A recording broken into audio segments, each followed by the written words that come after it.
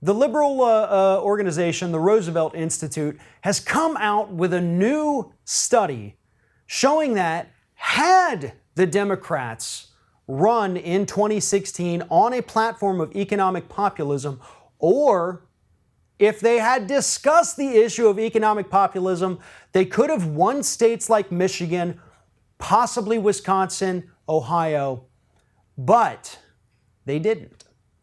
According to this analysis by the Roosevelt Institute, there were enough Trump voters in the state of Michigan that were willing to vote for a Democrat had that Democrat come out with a very strong economic populist agenda.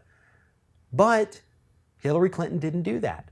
So these people voted for Trump instead. They weren't happy about it, but they did, unfortunately, believe him when he said that he was against these trade deals, that he wanted, to bring back jobs, things like that. Things that are typically Democratic talking points, things that Hillary Clinton did believe according to her campaign website, but unfortunately, she didn't go all around the state of Michigan showing people her website, having them scroll through while she stood right there. Instead, she went out, gave speeches, ran ads attacking Donald Trump, and not talking about the issues that people actually did care about this year. They wanted to know the policy differences between Hillary Clinton and Donald Trump, but she didn't tell them.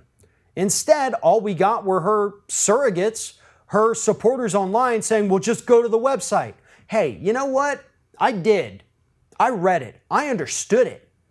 But don't tell me to go to the website. Tell the people out there, or better yet, don't tell people to go to a website. Explain it to them.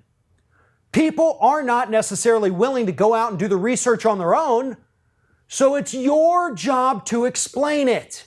We knew you were not the same as Donald Trump. You didn't have to tell us that by spending hundreds of millions of dollars in ads just to remind us that you're not Donald Trump. But that's what Hillary Clinton did. According to analyses, she ran the least substantive campaign in my entire lifetime. Fewer than 25% of her ads and speeches addressed issues. More than 75% of the time, she was simply attacking Donald Trump. Worst campaign in modern history. And that's not my opinion. That's what the numbers say. So had she gone to states like Michigan, as the Roosevelt Institute tells us, and explained her policies, she would have flipped enough Trump voters to win the state. Likely the same situation in Ohio and Wisconsin and other Rust Belt states. There is no other way to say this anymore. It wasn't Russia. It wasn't Comey. It wasn't WikiLeaks. It was the fact that the Democratic Party ran the worst campaign in modern history. And not all of that blame lies on Hillary Clinton. Yeah, she could have gone out there and said these things, but she had people like David Brock and Peter Dow and everyone else, Debbie Wasserman Schultz, saying, attack, attack, attack Trump. Policy? Well, I don't know what that is. Just go out there and say that Trump's a bad guy. Well, guess what? It didn't work.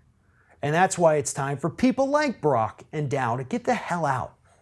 Your days in politics are done. We have the numbers now. We have the analyses of the 2016 election.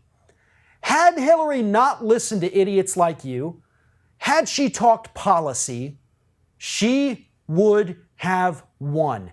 In spite of whoever hacked the DNC, in spite of James Comey and the FBI, she still would have won if she would have ran a fairly decent or even moderately good campaign. That's what the Roosevelt Institute is telling us with this new study. People were hungry for democratic populism. The Democrats just didn't give it to them.